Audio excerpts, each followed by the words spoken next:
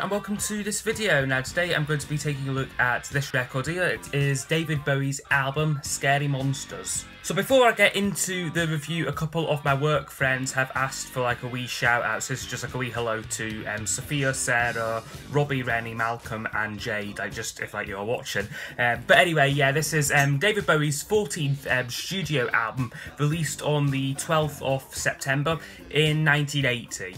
It came after what had been dubbed the Berlin Trilogy and the album Lodger, which was Bowie's, I think Bowie's worst selling album, like up to that point in time, like certainly I think like his worst, like since like Ziggy Stardust, like in 1972, and like according to producer Tony Visconti, Bowie wanted to move like in like a more commercial direction, like less reliant like on like the experimental methods like of the last three albums. So Bowie pre-wrote like many like off like the album songs, like as opposed to improvising like lyrics like in like the studio, and I thought about like the structure like beforehand. Notably, this would be his last record to feature his long-time rhythm section of Dennis Davis on drums and George Murray on bass. Like they were out of the picture like by the next record, Let's Dance, although I think guitarist Carlos Alomar stayed around like for like a few more albums. Notably, this would also be Bowie's last release on the RCA record label before he signed to EMI,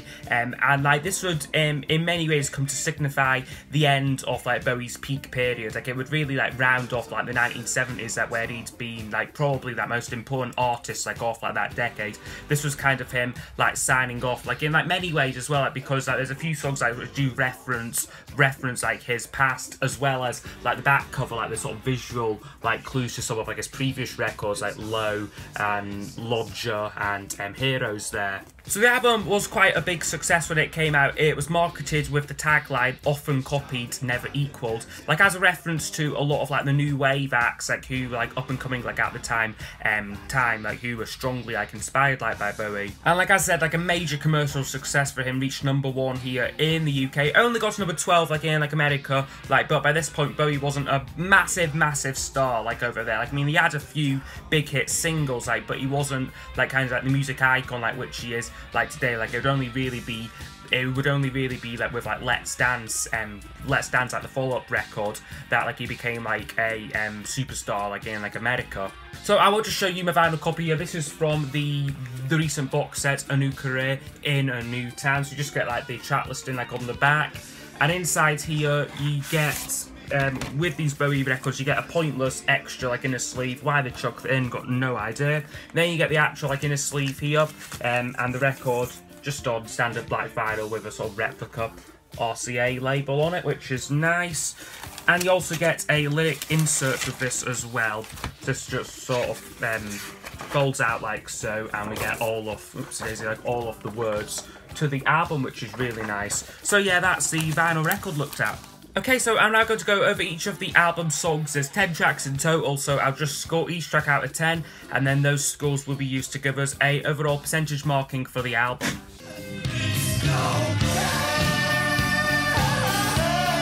Okay, so it begins with possibly my least favourite song like on the record, which is never a good start. It's called It's No Game, but it's still not a bad song this, so like I'm still going to give it a 6 out of 10.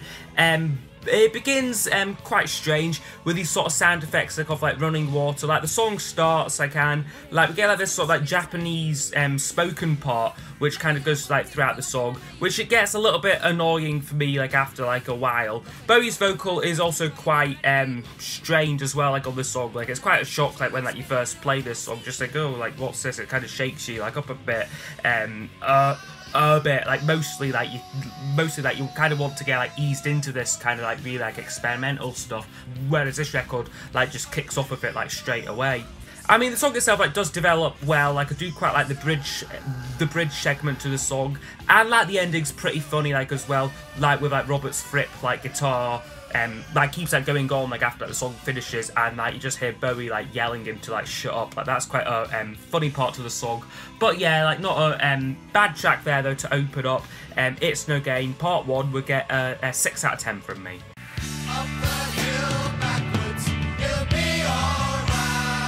Thankfully though, it's followed up with a brilliant track called Up the Hill Backwards, which I think could have worked well like as like an opening song, like if it had maybe been worked on like and like developed like a little bit more, because it's a very short song. It's only about 2 minutes long. It starts off with this kind of sort of big sort of thumping like strong like drum beats, I got it, which is only like there like for the first part like of the song. Like the verse goes in a completely different direction. I love the vocals as well. They're all like multi-tracked. I think Bowie does them all like himself. Like some bits he's singing quite high, some bits he's singing quite low. Just gives it a really like big sound, which I think works really well. Lyrically, this song has been said to be about his divorce from his first wife Angie. Like I don't really hear too much of that like in like the lyrics. Like personally, I just wish that like the track was longer, because I really love it. Like it is like only just like 2 verses, but it works so well. Also notably, this was the 4th single from the record, and like it didn't do too great like in like the UK, like only reached number 32, but like the album like had already been out about 6 months by that point. So yeah, like, no one like everyone who like wanted this song like already like had it like on the record. But yeah, like Up the Hill Backwards, wonderful track there, a 9 out of 10. Scary monsters, super creeps. And then we get the title track, Scary Monsters and Super Creeps, which is a really great track here. It's very sort of fast-paced, like and like propulsive like rock song really. Like you've got some incredible like guitar sounds like courtesy like of like Robert Fripp on it. It's also a song which on like the rare occasion that I do go to the gym, it is on like my playlist there. Like it's a great sort of like running song, and like lyrically it's quite a sort of fun song like when like you listen to it, but like lyrically like it is quite dark. It's about like a woman's descent like into madness, like with lines such as like, when I looked in her eyes they were blue but nobody's home. Yeah, a wonderful track there. Another single from the record, reached number 20 in the UK. So yeah, Scary Monsters, Super Creeps, brilliant track. I think a 10 out of 10. Ashes to ash and fun to forget. And then we get one of Bowie's signature songs, Ashes to Ashes, which is an easy 10 out of 10, like one of his biggest hits. I love how it is a very quirky song. Like you would think, like listen to this, like how the hell did this get to number 1? Because it's so weird and like so sort of different, like for anything like what was popular like in 1980. Like it's got this very sort of quirky beat like and time signature for like the first part, like which really helps like set the song apart. Lyrically, Bowie resurrects his Major Tom character from Space Oddity, which is another like instance like on this record like where like he's like looking back like and like self-referencing like his past. However, Major Tom like has turned into like a much like darker character than he had appeared like in Space Oddity. Like the chorus on this one is we know Major Tom's a junkie, strung out on heaven's heart, hitting an all-time low. And yeah, major number 1 hit for him like in like the UK. Strangely enough, like in like America, this song failed to chart, and like it also has a really inventive like music video, which the likes of like hadn't been seen like in 1980. Like the effects in it like was quite like stunning like for the time. Listen to me, don't listen to me, talk to me, don't talk to me, dance. And then closing off side 1, we get another one of the album singles, song Fashion, which is a lot more sort of upbeat, like and like funky song, which was apparently a last-minute addition to the record. Like they'd be working on this song, which they'd like abandoned, but then Bowie like finally like had like some lyrics to go along with the song, so like they actually worked on it like and put it on the record, which I'm very glad about because it is one of my favourites like on the album. Again, it's got a really sort of creative arrangement with this kind of sort of funky beat, like along with like Robert Fripp's guitar, which you'd think shouldn't work like on paper, like kind of like this dance song like along with like King Crimson's like guitarist are doing his thing, but it somehow works well like and like the two sort of distinct styles that meld together like really well, I think. Lyrically, the song draws parallels between the fashion industry and like politics, and like it was another successful single for Bowie.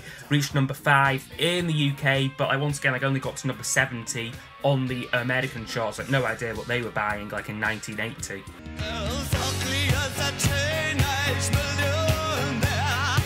Now flipping over to side 2, we open up with possibly my favourite song like on the whole album. It's a Teenage Wildlife, which I think is a stunning song really.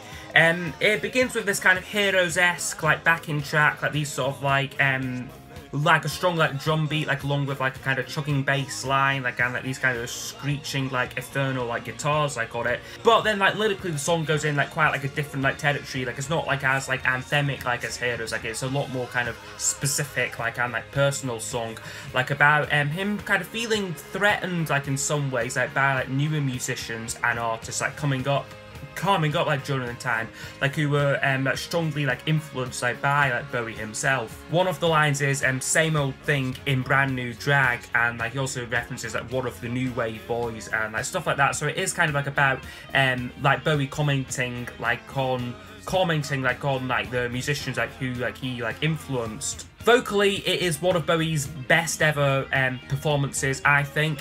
And like also, like despite being like 6 minutes long, this track, it doesn't get boring. Like goes through so many different changes, like and like changes. Like it doesn't really have like a distinct sort of verse, chorus, verse structure. Like every part like of the song like is quite different, which really keeps the song very interesting, very entertaining. So Teenage Wildlife, an easy 10 out of 10 from me.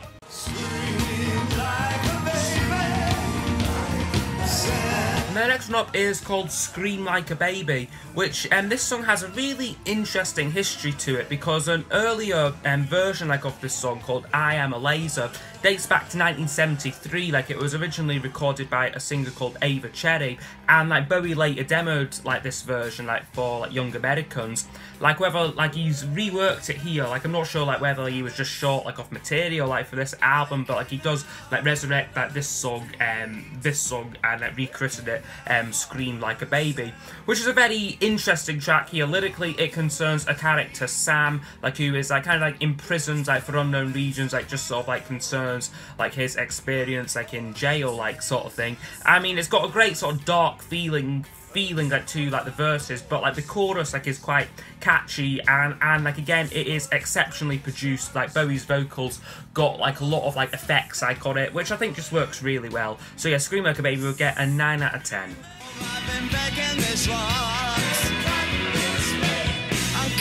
Okay, and then we get the song Kingdom Come, which is another favourite of mine like from this record. Like Bowie like in like the past that used to do like a lot of like covers like on cover songs like on his albums. Like usually like there'd be like at least like one cover like on like each album, like up to like about like Young Americans that is, but like his last few records like it's all been like original material.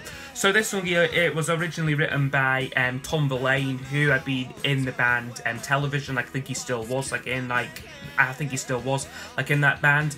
And like I probably like Bowie's version a little bit more. Like I think like Bowie's version is like the one which most people like would have heard first. And like I love it because he makes the song like his own. Like you hear his own. Like you would quite easily think that like this was like a like original like Bowie song, like just because it is like so him.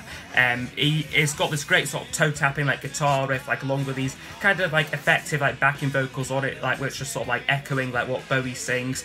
It works tremendously at this song here, like another favourite of mine. Like I would give it like a 10 out of 10, like, but unfortunately like I can't, because it is like a cover song. Like generally like I don't really want to give out like 10 out of 10s like to cover songs, because the artist like in question like didn't write it. But it is like as good as it gets really. So Kingdom Come would get a 9 out of 10 from me. Because you're young. And then penultimate song is called Because You're Young, which is another really great like solid track. I mean, like most of the record, it is quite nicely produced, and like also like the chorus like is quite memorable. It kind of just, I don't want to say it's filler, because it isn't. It is a good worthwhile track. It just has a very sort of similar sound to many of the other songs like on the record. Also, interestingly, this song features Pete Townsend like on like guitar, but I mean like you can't really tell, like it doesn't really sound like the Who, this song, like at all. Like I mean it just kind of sounds like all of like the other songs that go on like the record, like same kind of like guitar tone on it. I mean like it isn't like distinctly like Pete Townsend like on like this track, like I don't think, like, but it works quite well. Like I would give it like an 8 out of 10, like one song which I do quite enjoy hearing from this album like every now and again. And it's no game. And then the album closes with It's No Game Part 2, which is a kind of more conventional version like of the opening song, like it's a lot more sort of calm or like a lot more sort of civilized. Also something which I think I forgot to mention about this song, like again, this is another song which goes back like quite a bit. I think Bowie demoed it for the Hunky Dory album, or like maybe like even like prior to that. It is quite like an understated closing song like for the record, like as well. Like isn't like he isn't going out like with like a bang on this song here. It just kind of like ends the album like quite nice and like calm, which I think like works quite well. So yeah, It's No Game number 2 would get a 7 out of 10 from me. Their fingers broken. Okay, so now, overall, this album would score 88%, which is actually, funnily enough, the exact same score which I gave to Lodger when I reviewed that one. I would say this is one of Bowie's very, very best records for me. It's a perfect mix, like, of, like, artistic credibility and, like, experimentation, like, along with kind of commercial material, like, songs which are like generally like accessible to people like who even might not be like crazy like about Bowie, like it's songs like which like they can get into like Ashes to Ashes, Fashion and like Scary Monsters. I'd say it's a really well produced record here. Like the sound like on this like is still like quite stunning. Like it really hasn't dated like at all. Like the guitar sound, like the drum sound, it still sounds very, very fresh, this record here. And like it's just Bowie like doing like what he does best, like writing some really creative, like really clever like lyrics, like along with some really like interesting like musical backing. So yeah, Scary Monsters Super Creeps, like absolute classic record here, which I hope you have enjoyed this review of it. And yeah, I will see you all next time for the next video. Goodbye.